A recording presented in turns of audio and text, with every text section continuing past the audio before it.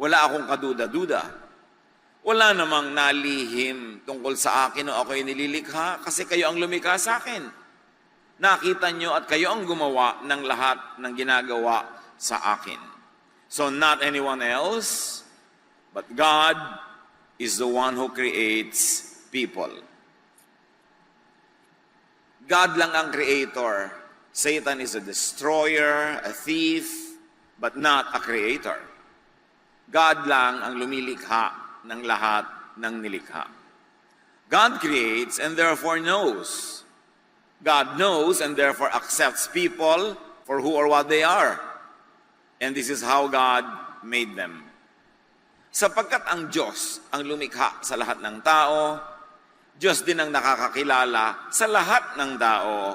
Kaya Diyos din ang kauna-unahang nagmamahal at tumatanggap sa lahat ng tao dahil siya ang lumikha sa kanila. God creates people wonderfully. Everything God does is marvelous.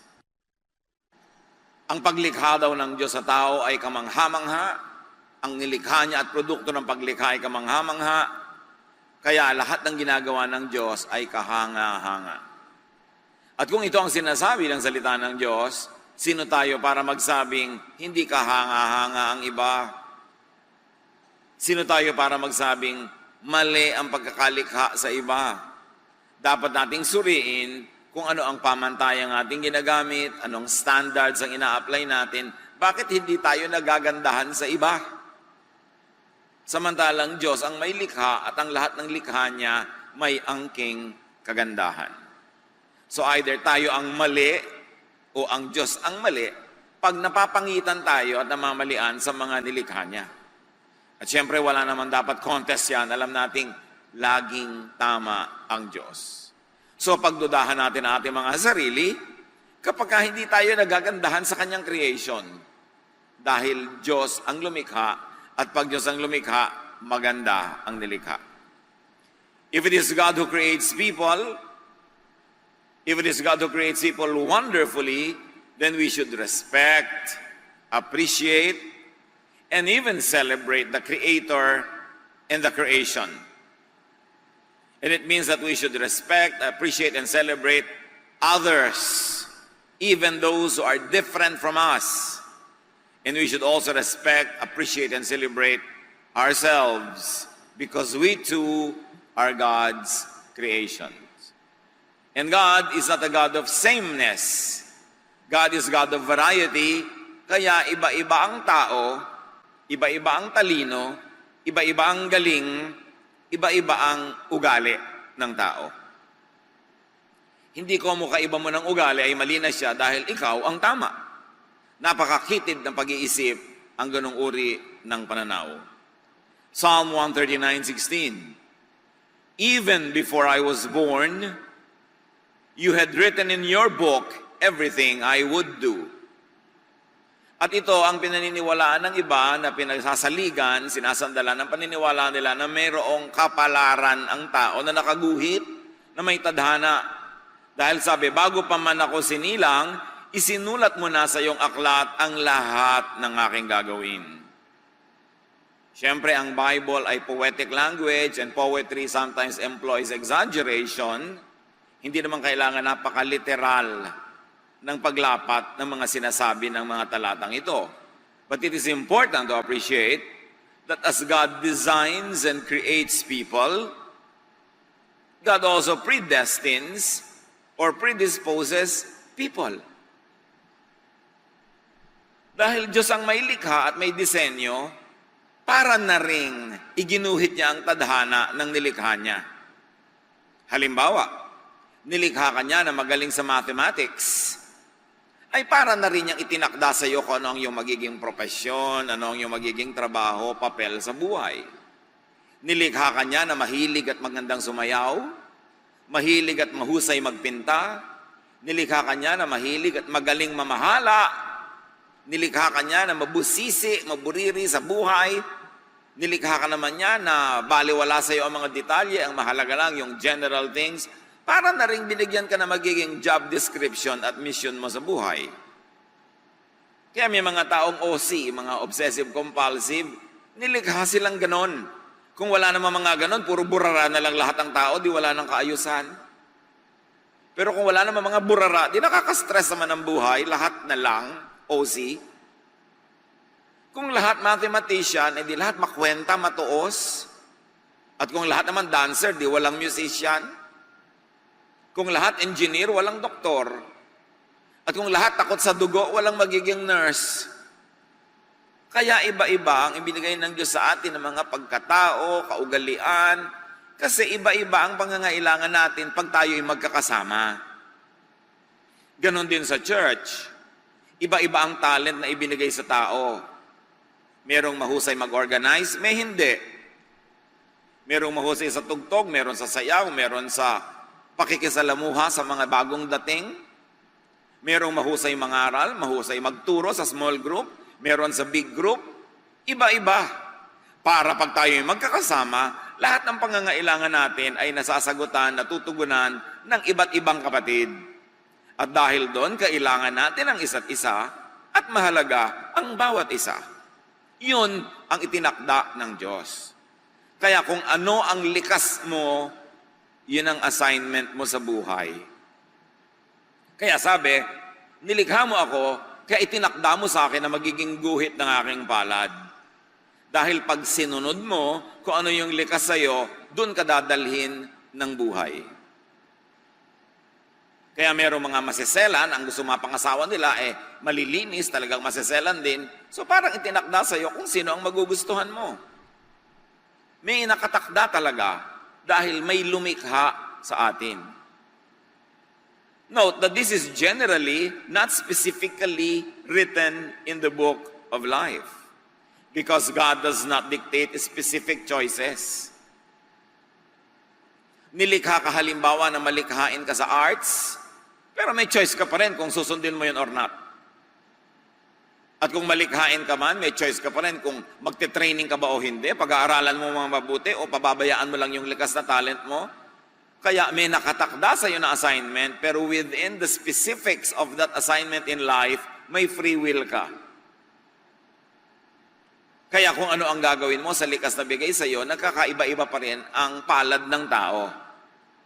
Pare-pareho kayo halimbawa magagaling, pero yung isa nag-aral, nag-training, nagpakadalubhasa, magiging iba ang role nyo sa buhay. Magiging assistant ka siguro niya pagdating ng araw, pero nandun ka pa rin sa area na yon. At maraming tao ay maralita, dukha, miserable, hindi successful, walang bunga sa buhay, kasi pinipilit nilang mag-operate sa isang larangan ng buhay na hindi naman yun ang disenyo sa kanila ng Diyos. Meron naman na parang ang dali-dali magtagumpay, ang dali-daling mamunga. Kasi nasa area sila where they are gifted by God, tas dinevelop pa nila, nagsanay pa sila, dumadali tuloy o nagmumukhang madali. Pero hindi idinidikta ng Diyos ang bawat hakbang, bawat desisyon na gagawin mo. Pero meron ka ng parabagang hilig na kung susundin mo, dun pupunta ang iyong mga desisyon. But the details are up to you, and that is where free will operates. Pero walang free will na halimbawa, hindi ka naman talaga gifted sa numbers, kahit anong pagtitiwa-tiwari kang gawin mo, hindi ka magiging successful engineer. Kasi ginagamit mo yung free will mo sa maling part na hindi naman ka doon inassign ng Diyos. Therefore, God pre-assigns a general area in your life, and the details of those depend on your free will. Kaya merong interaction ang will and sovereign will of God and the individual will of each person. Occasionally, God is known to inspire. Occasionally, God is known to direct, specifically, especially the men and women that He uses for special missions. But that is not always the case. Normally, the given are inborn traits, mentality, what we call nature, what scientists call genes. Meron talagang nakatakda na magiging general character mo depending on your genetic makeup. Magtataka ka, bakit magkapatid ito, magkaiba ng ugali? Ang dami-daming lolo't lola from mother and father side na pwedeng pagkuhanan ng ilong, pagkuhanan ng tenga, pagkuhanan ng kalinisan, pagkuhanan ng ugali, kaya nagkakaiba-iba kahit magkakapatid. Kasi napakayaman ng genetic pool na panggagalingan ng pagmamanahan. Kaya kung minsan sasabihin mo, yung ate mo umana sa lola mo sa father side. Ikaw umana ka sa lolo mo sa mother side. Kasi maraming pinagkukuhanan pero galing pa rin sa the same genetic pool.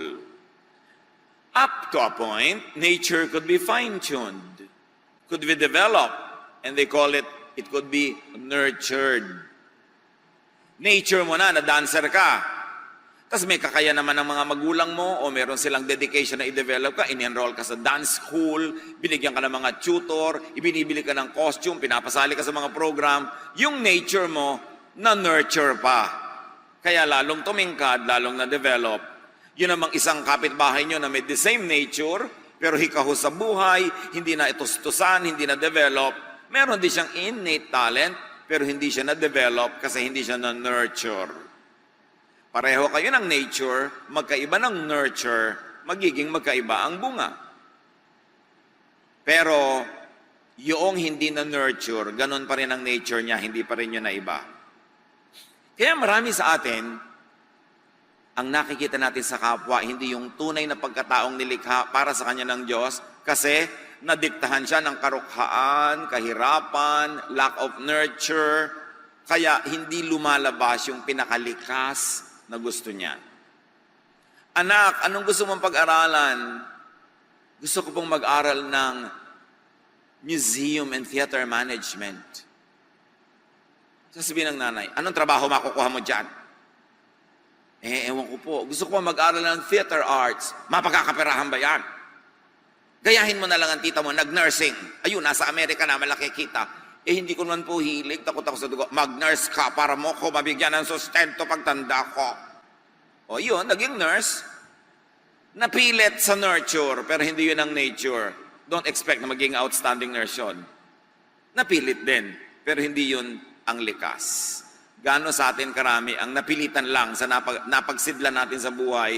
Kaya kalaban natin mga kapatid ang kahirapan. Kasi kumisan dahil sa kahirapan, ang inuuna natin economic survival, not the human development. Hindi yung pamumukadkad at pamumulaklak ng tunay na pagkatao. Kasi survival at ilalagay sa sikmura ang inuuna natin dahil sa pangangailangan. You cannot be what you were not designed to be. Tulad ng ang orchid ay hindi pwedeng maging cactus. Katulad ng ang isdang tabang ay hindi pwedeng mag-survive sa maalat na dagat. Lahat tayo ay merong dapat kasidlan at tungkulin ng mga magulang at ng mga sariling may katawan na hanapin kung ano yon dahil yon ang kalooban ng Diyos. You could only be what you were created to be. How people think, what people are, what people are disposed to choose and to do could be God's design, God's creation, therefore God's will. Mahirap tanggapin kung minsan na itong taong kakaiba kong mag-isip ay nilikha ng Diyos na ganon. Kasi gusto nating isiping tayo lang ang nilikha ng Diyos, tayo lang ang tama, at lahat ng hindi natin kasundo, iba ang paraan ng pag-iisip ay hindi nilikha ng Diyos. Pero ang lahat ng tao ay nilikha ng Diyos. Do not give to Satan an honor that he does not have, na siya ay creator, hindi siya creator. Yan ang problema ng mga relihiyon. Pag iba ang paniniwala ko sa paniniwala mo, demonyo ka at ako lang ang sa Diyos. Ganon din ang makitid na pag-iisip ng maraming tao, magkaiba kami ng ugali ng kapatid ko, therefore mali siya, kasi siyempre ako ang tama. Kakitiran.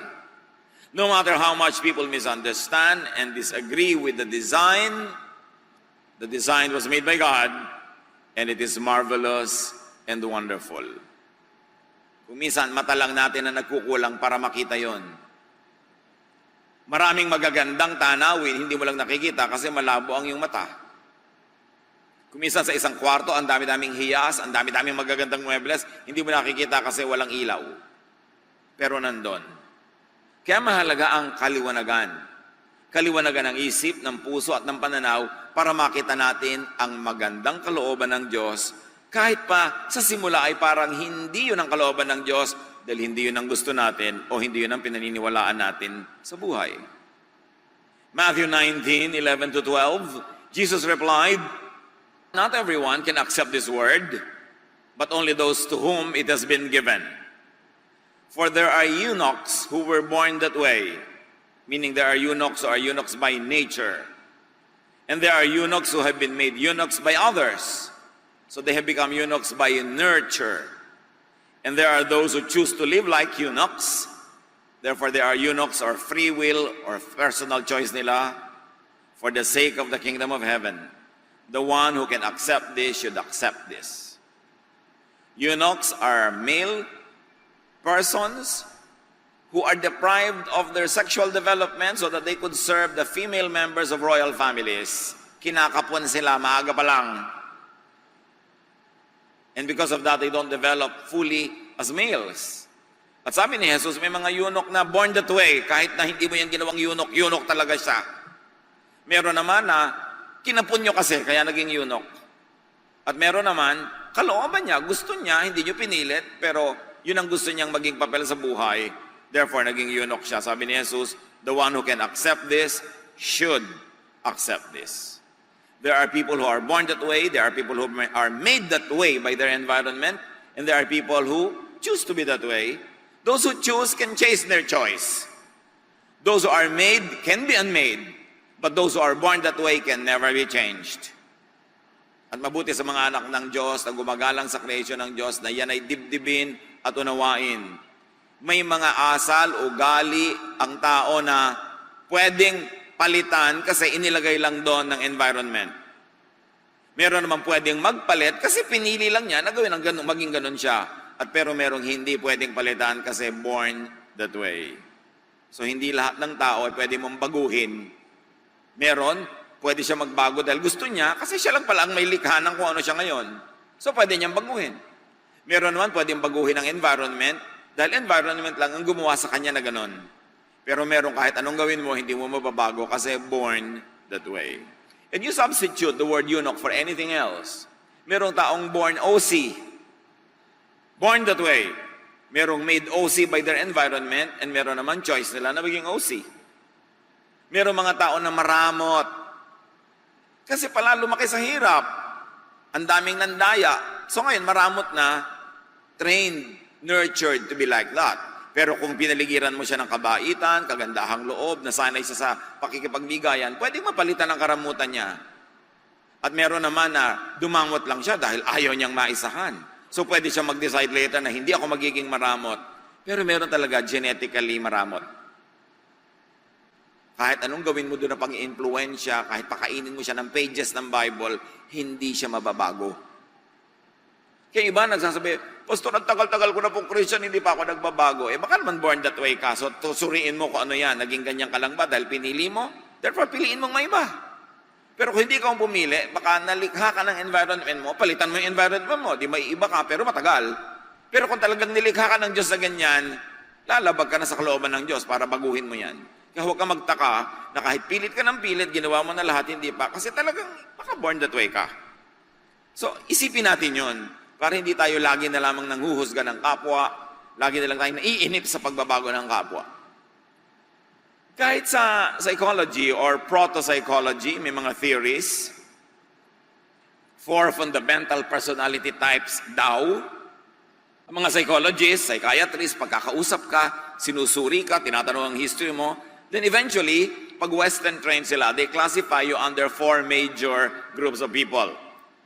Meron tinatawag silang sanguine, yung optimistic and social, almost Pollyannish, walang masamang tinapay, lahat masaya, ang ganda-ganda ng mundo, masarap siyang kasama, kahit na niloloko na siyang tao, maganda pa rin ang pagtingin niya, sanguine. Inborn yun, sabi ng psychologists. Meron namang tinatawag na choleric, mga short-tempered and irritable. Walang kakwenta-kwenta, sumisigaw, ang liit-liit na bagay nagagalit, ang taray-taray, ang sungit-sungit. Born that way. Kahit mo yan pakainin ang mga verses, hindi talaga naiiba. Naiiba lang pag bagong galing sa retreat. 2 days later, bumabalik uli yung dati. Tapos you feel miserable. Ayun naman pala, choleric ka talaga sabi ng mga psychologist. Meron naman melancholic.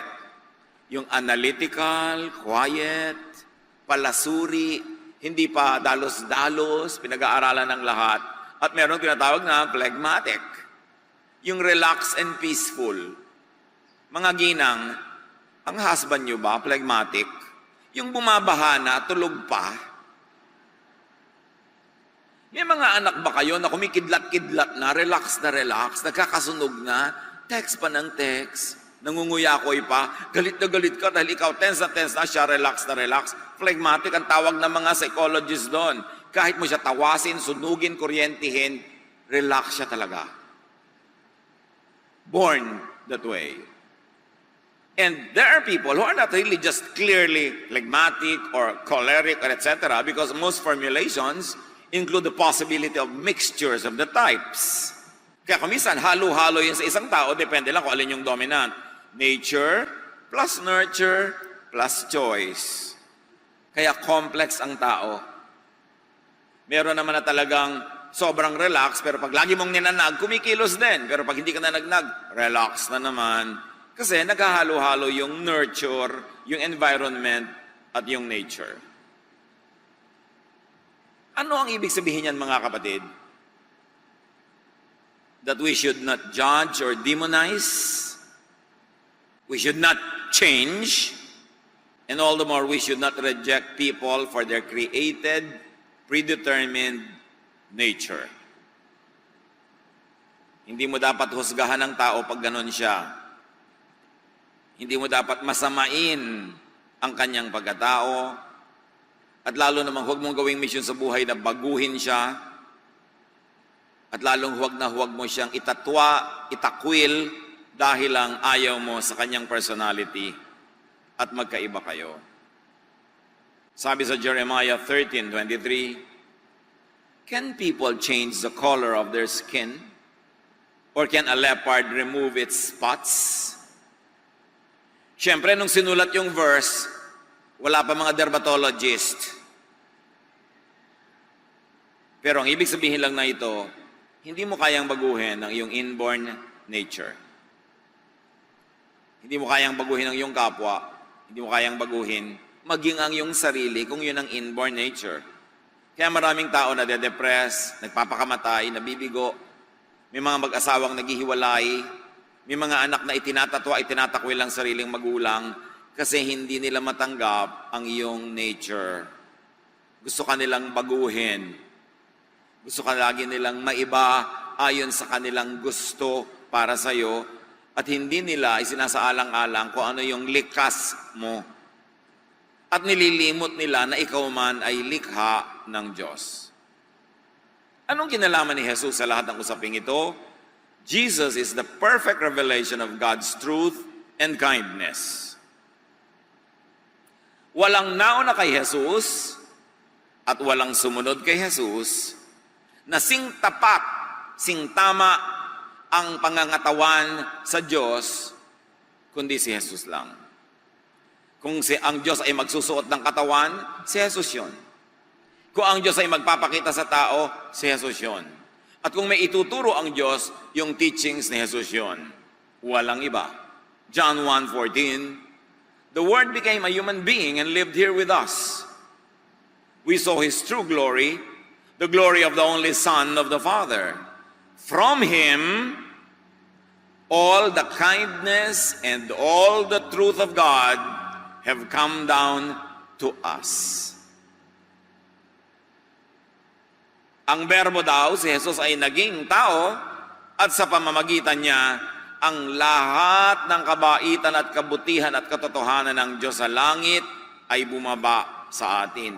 Ibig sabihin, wala ni sino mang nakapagbaba nun bago si Jesus. At wala nang sino pang makapagbababa nun matapos ang ministry ni Jesus. Si Jesus ang siyang kabuuan ng katotohanan tungkol sa kabutihan ng Ama. Hindi yung mga religious teachings before Jesus na kontra sa turo ni Jesus. Meron namang hindi kontra, edi sang-ayon. Pero hindi lahat ng itinuro ng relihiyon bago dumating si Jesus ay tama. Kasi kung tama lahat yon, bakit pa ipapadala si Jesus? Kung ang lahat ng kabutihan at katotohanan ng Ama ay naibunyag na sa relihiyon ng Israel, ba't pa ipapadala si Jesus? Redundant. pagsasayang ng pagod at dugo. Bakit pa itutuwid ang tuwid? Bakit paliliwanagan ang maliwanag? Ba't itatama ang tama? Pero ipinadala si Jesus dahil may baluktot na dapat ituwid, may mali na dapat itama, may dilim na dapat tapunan ng liwanag. That's why in Jesus, all the kindness and all the truth of God that did not come through religion have come down to us through His person. Kaya napakahalaga ni Jesus. Jesus was sent to represent and to present God correctly. Ibig sabihin, merong incorrect at merong mga misrepresentations ang religion, kaya dapat ipadala pa si Jesus para ituwid yun. At lahat ng baluktot at likunon, sila yung nagalit kay Jesus dahil ayaw nilang maituwid. Ayaw nilang maitama, kaya pinatay nila si Jesus. So may mga maling elemento, maging ang mga dating paniniwala ng mga Israelita na itinutuwid ni Jesus, kaya tayo mga Kristiyano dapat nakabase sa turo ni Kristo ang pamantayan natin sa buhay. Hindi ang mga pamantayan ng mga Israelita na maraming itinuwid ni Jesus. Kasi baluktot. At anong kaugnayan ni Jesus sa pinag-uusapan natin, how people are created? Do not judge or demonize. Do not change. Do not reject people that Jesus does not reject. Kung si Jesus, ang kabuuan ng buong kabutihan ng Ama, kung si Jesus ang kinatawan ng katotohanan ng Ama, therefore ang minahal niya ay dapat nating mahalin, at ang hindi niya itinakwil ay di natin dapat itakwil kasi siya ang perfect representation of the kindness of God. So kung may nire-reject ang law of Israel na hindi nire-reject ni Jesus, hindi natin kailangang patuloy na rejectin. At kung may minahal si Jesus na hindi minahal ng law of Israel, dapat nating mahalin because Jesus, not the law, is the perfect representation of God. Jesus, not the traditions of religion, is the perfect representation of God's kindness. Therefore, Jesus is the standard. Pag pinag-aralan natin ang gospel, malalaman naman natin dun alin ba ang batas na pinairal at alin ang hindi at pinalitan ng pag-ibig. Sino ang pinagalitan, sinong tinanggap, sinong minahal, at tayong tumatawag sa sarili nating Kristiyano, wala tayong ibang dapat sundin kundi ang halimbawa ni Kristo. Jesus is the measure of all things. Jesus is the Son of God. Jesus is our Savior. Jesus is the one who resurrected from the dead and saves us. Therefore, siya ang dapat nating tularan. Don't force people to live outside of their God-given design or nature because Jesus did not do that. Forcing people to be what they are not breaks people's hearts and personalities. It also breaks relationships. And it could also break God's design. Mga magulang, meron ba kayong itinatakwil na anak dahil hindi nyo gusto ang kanyang pagkatao? Bakit kayo ba lumikha sa tao na yan? Diyos ang lumikha dyan, ipinagkatiwala lang sa atin para ating mahalin at palakihin. At ang mga magulang ang kauna-unahang merong ministry to accept their children. Kung ang sariling magulang magtatakwil sa anak, sino pa nga asahan nating tatanggap sa kanya? Husband and wife. Kung kayo ang magre-reject sa ugali ng husband o wife nyo, sino pang tatanggap? Kayo ang magkabiyak. Huwag kayo magpapakasal kanino man na inaasahan yung mababago siya ng inyong pag-ibig. Hindi mangyayari yon. Pag nagpakasal kayo kanino man, dapat tanggapin nyo siya dahil sa inyong pag-ibig sa kanya. Hindi dahil pipilitin nyo siyang dahil mahal niya kayo, dapat siyang magbago according to your specifications. Kung kayo'y may asawa na, pag-aralan ninyong ma-appreciate at mamahal, maging ang ugali niyang sa simula'y ayaw nyo. Huwag niyong paggurin ang sarili nyo at ang inyong asawa para siya magbago according to what you like, kasi wala namang nagtatagumpay sa pagpapabago sa asawa. Meron ba? Bakit nananatili ang mag-asawang magkasama? Hindi dahil nabago ko siya according to my wishes, kundi dahil tinanggap ko siya. At hindi dahil hindi siya nagkakamali, kundi dahil pinapatawad ko pag nagkakamali siya. This is the way of Jesus. The way of rejection is the way of the Pharisees. Sarili mong magulang, itatatwa mo dahil ayaw mo ng kanyang ugali, hindi mo gusto yung kanyang asal. Bakit ikaw ba lumikha sa kanya? Yun ang ministry ng pamilya, tanggapin ang bawat isa. Mahalin. Meron man kayong disagreement, kahit nga sa sarili natin, may disagreement tayo. Di ba? Kung minsan din, nagdadalawang isip tayo, nagdadalawang loob. Magkaiba rin ang gusto ng sarili nating isip.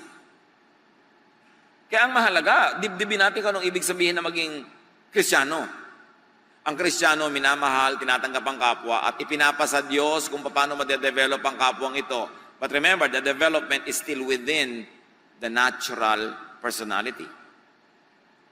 Nag-i-improve lang siya within the same department, pero hindi siya pwedeng lumipat ng department ng personality according to how he or she was born. It is important. Psalm 139, 1-5, sa pagpapatuloy. God, you have looked deep enough into my heart, and you know all about me. You know when I am resting or when I am working. And from heaven you discover my thoughts. You notice everything I do and everywhere I go. Before I even speak a word, you know what I will say. And with your powerful arm, you protect me from every side. Sabi niya, Diyos ko, kilala niyo ko. Pagkalalim-lalim ng pagkakakilala niyo sa akin, iniisip ko pa lang alam niyo na. At bago bumukas ang bibig ko, alam niyo na sasabihin ko. You know why? Because God designed you. Because God made you, and you are wonderful. Your son, your daughter is wonderful. Your husband, your wife is wonderful. Your mother, your father is wonderful. Because God created us all. Ang mission natin, hindi baguhin ang mga tao para mag-swak sa gusto natin. Ang mission natin ay baguhin ang pag-iisip natin para makita natin ang ganda ng bawat tao. Siguro hindi natin makikita ang buong personality niya na 100 maganda. Hanapin niyo kung alin yung nagagandahan kayo at yun ang titigan. Yun ang palakihin. Yung tama, hindi yung mali. Yung gusto niyo, hindi yung ayaw. Kasi tuwing papalakihin natin yung ayaw natin, malalayo ang ating loob, mamaya maghihiwa-hiwalay na tayo sa buhay, at kahit magpapalit-palit kayo ng kasama buong buhay, tatanda na lang at kakamatayan nyo na wala pa rin kayong nakasundo. Napakahalaga yung importanteng turo ni Jesus to love and accept people. And if ever there will be changes in their lives, and there should be, because we grow from glory to glory, let God be the agent of that change, not us. Hindi yun na ipipilit, hindi na igigiit. Nangyayari yun kung may pagbabago sa loob ng puso ng tao at spirito lang ng Diyos ang nakakagawa nun. God does not even change people. Bakit?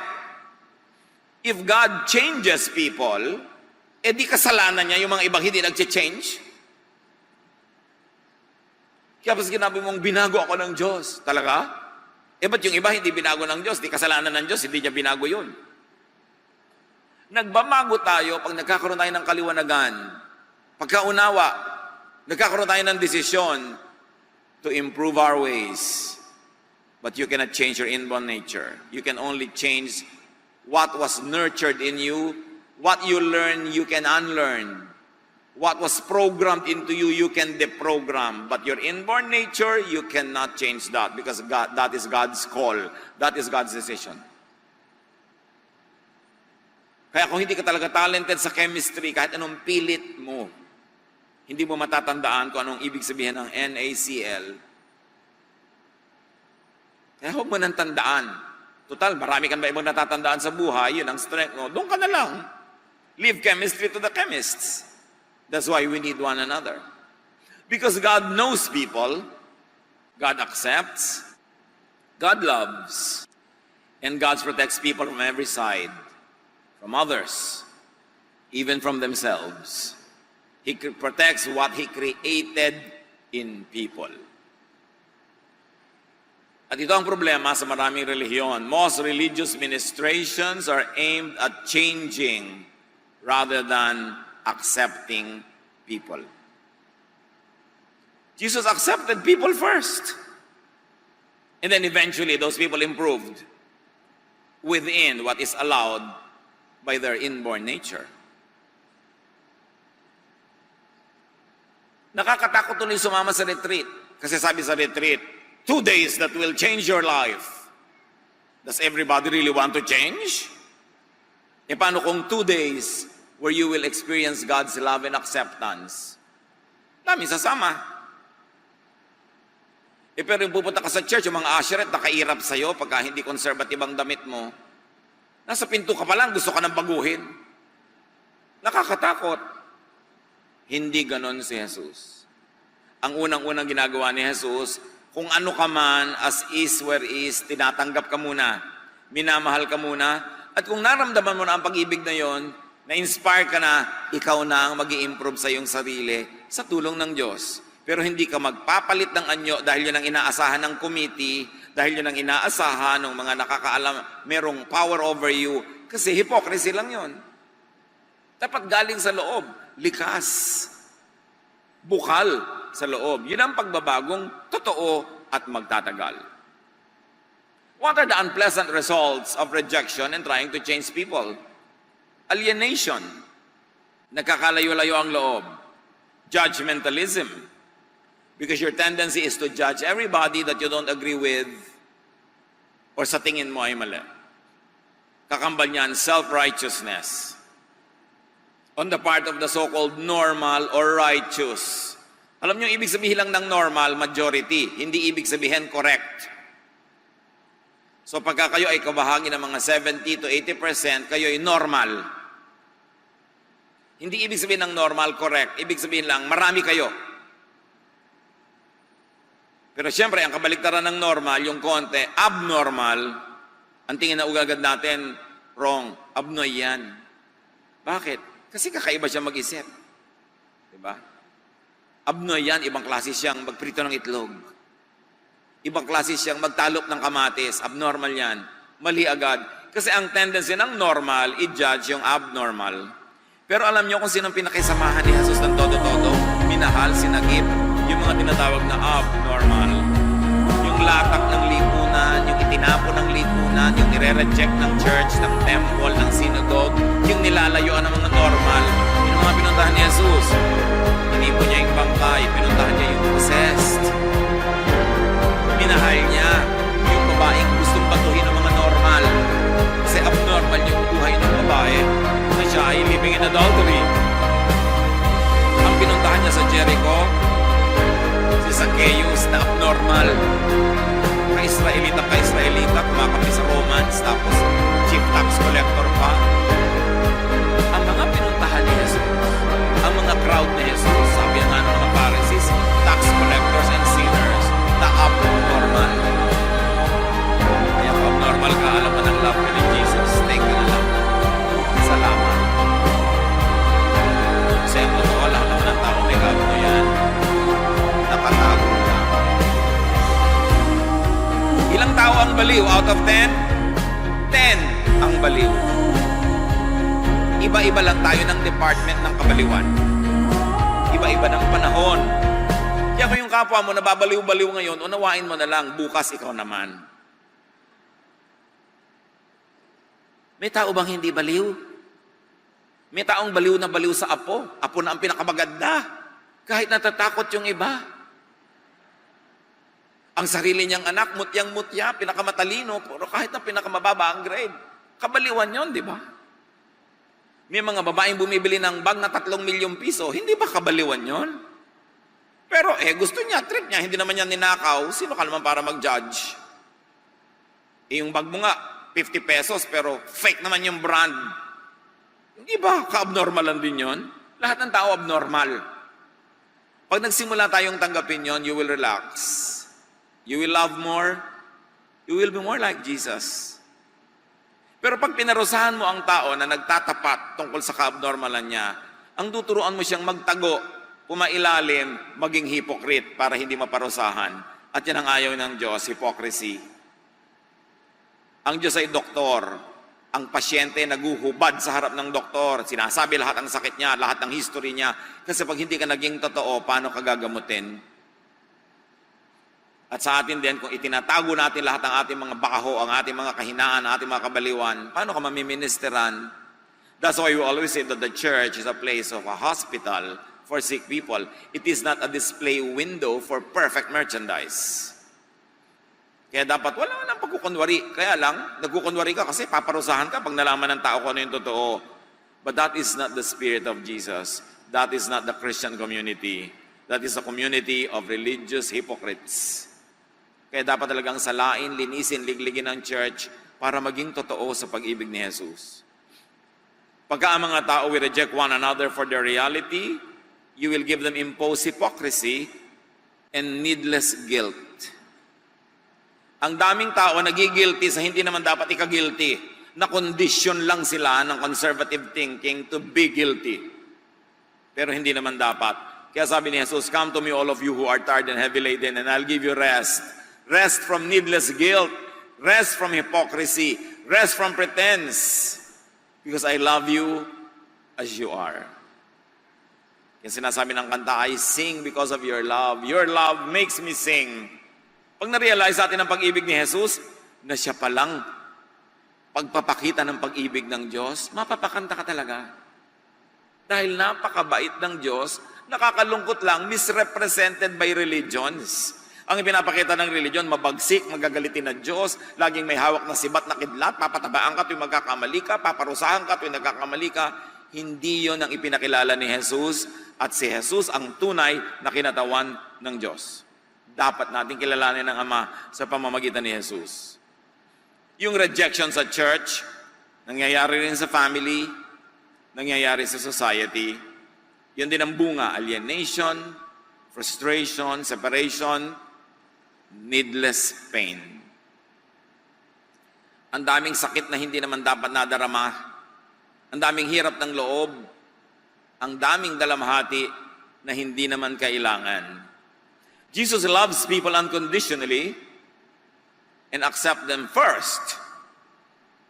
Then He teaches and empowers them to change for the better within the framework of their natural, inborn reality, within the framework of how God created them. So when you have a personal relationship with Jesus, unang-una tatanggapin ka niya anuman. Pagkatapos, pag nadama mo ang kanyang pag-ibig, at napag-aralan mo ang kanyang mga turo at salita, hindi na mga Pharisees, dahil magiging miserable ka lang lalo. Pag nadama mo at naunawa ang pag-ibig ni Jesus, gagaan ang iyong loob, at kusa ka nang magbabago sa iyong sarili, para yung natutunang maling habits, ma-unlearn. Yung mali at negative na effects ng nurture ay makorek. Pero hindi mo mababago ang iyong inborn nature kasi Diyos ang may lagay nun. The wise and godly person will change what he can and will accept what he cannot. Then tatahimik ang iyong buhay. Because God created us all in His image, find a facet of God's image, find the wonder in each creature. At yan ang ating number 1 assignment. Kung may asawa ka, hanapin mo yung magagandang facets niya at yung mga aspeto niya na hindi ka nagagandahan, magpaturo ka sa Diyos na makita kung ba't maganda yon. At kung hindi ka pa rin makumbinsing maganda yon, tanggapin mo na rin at manahimik ka para payapa ang inyong buhay at pahalagahan mo sa Kanya yung gusto mo at yung ayaw mo, ilagay mo na lang sa may mga likod-likod, gilid-gilid. Huwag na lang laging yun ang yung tingnan. Kasi hindi mo naman mapapalitan yon. Kung minsan yung iba, nagpapalit pa ng asawa para lang madiskubre na yes, yung gusto kong magandang ugali, nasa ipinalit ko, pero may pangit din pala siyang ugali na hindi ko pa alam nung araw. Ngayon, alam ko na. So, palit ka ng palit buong buhay. Find and accept others. And that is what it means to have world peace. Accept yourself and have inner peace. Kaya nung dumating si Jesus, nagbaba ng mga anghel, ang kanta nila, peace on earth. Magkakaroon ng peace on earth, goodwill to men. Pag ang turo ni Jesus ang pinairal. Thank God for His wonderful creation. At mag-iiwan ako ng tanong, could you be rejecting someone or yourself?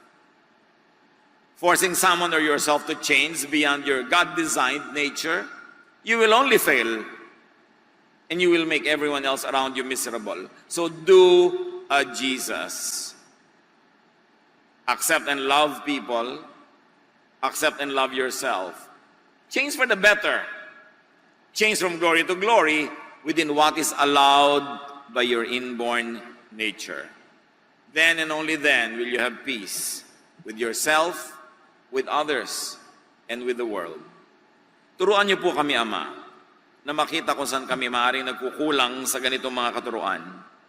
Ipamukha niyo sa amin kung nagkakamali kami to reject people, to force people to change, to impose our values, beliefs, ideas on others. Teach us to do a Jesus, to love first, to inspire and to empower, and to leave to the person and to you, O God, whatever developments can still happen within the framework of people's inborn nature. Turuan niyo kaming tanggapin ang hindi pwedeng mabago at baguhin ang pwedeng baguhin. Give us the wisdom to know the difference so we will be peaceful, even happy in our lives. Pagbulay-bulayan natin ang kahulugan nito sa ating family life, church life, sa